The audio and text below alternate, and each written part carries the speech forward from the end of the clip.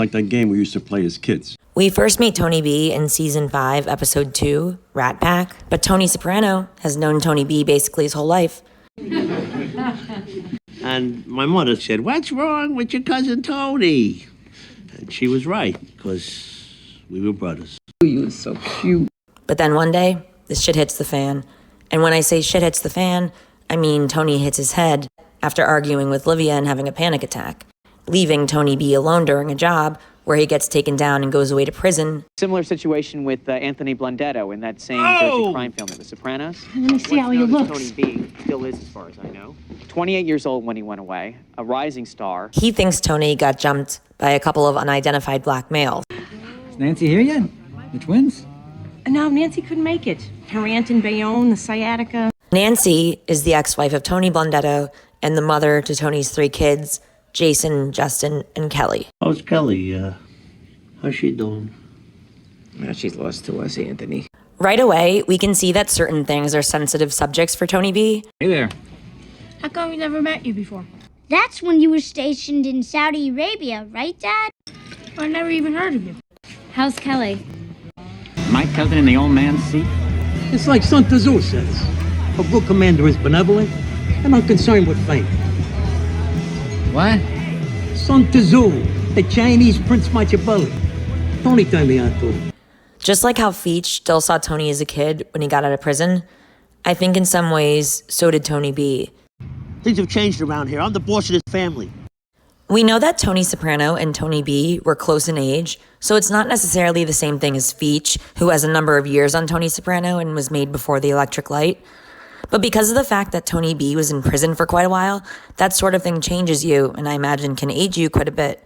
So when Tony B gets out, maybe he feels like he's had to go through a lot more than his cousin, who got off scot-free and now sits in the boss's seat himself. Because you went away that night, and I didn't. You're the one keeps bringing that up. I'm fine with it. When Tony B says, "I'm fine with it," it kind of reminds me of when Charmaine tells Carmela, Really? I mean, we both made our choices. I'm fine with mine.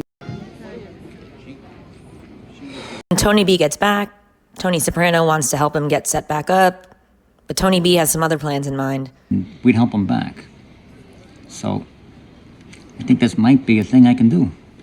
I got my associate's degree already. It took me 5 years. And now it's only like 6 months more for my massage license. Look, I've been away from all this a long time. I mean, if I got a shot at staying out and putting shit together, I should take it. So Tony B dives into his study books and works really hard to study for his upcoming exam and work doing the laundry for the time being. I don't forget you professional criminal. It has its ups and downs, like any job, I suppose. I didn't take your truck.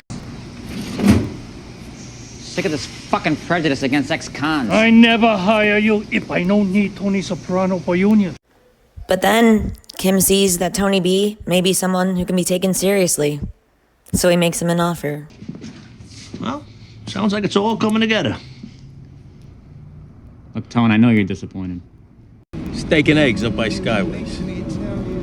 I can't. Come on, shut the door. I'm gonna mind you and hit the sack for the next 14 hours. One night, Tony B's taking a walk with his girlfriend, and suddenly, a car speeding by tosses a bag out. Turns out, it has drugs and $12,000 in it. They leave the drugs, but take the 12 grand. Gwen tells Tony B he should invest it in the business. How's that going? 3 fucking jacks over here. You just keep jacking, my friend. That's it for me, tapioca. You blew the whole 12 grand? What are you, stupid? I got 400 left. Think about the subtle ways that the criminal world and familial ties began to pull him back in. Tony, come on! Listen to somebody else for a change. Tony, try it my way. Ironically, when it looks like Tony Soprano is about to shoot Christopher, Tony B says, "Try it my way for a change," meaning don't kill him. When we consider what Tony B does later on in the season, doing it his way would probably mean shooting Christopher. There's this internal conflict between his desire for normalcy, just regular work, and the nature of his past. Hey, Joe. Hey, Tony, right? Oh, you come here too? Hey, guys, what do you think of Daddy's business? Jason, Justin, I'm talking to you. I like it. Yeah, it's nice. Why do you want to do this shit? Come on, do your homework. Where?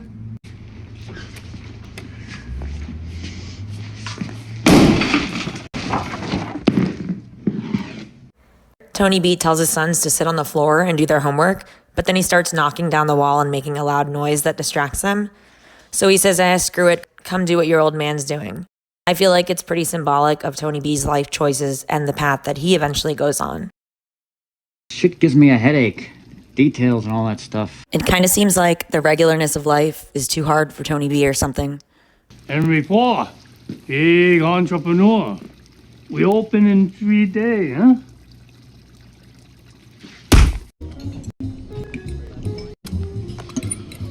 It's hard doing business with strangers. And while Kim may have been a stranger, not everyone is. And Tony B has a history with other people besides his cousin Tony, like Angelo Garepe, a longtime friend of Tony B's from when they were in the can together. Mambo? Oh, Carlos was teaching you the mambo. That's a different story. Get out! Get out! And sometimes friends do favors for one another, which puts Tony B right in the middle of the ongoing Johnny Sack Little Carmine feud, the one with a lot of potential for bloodshed.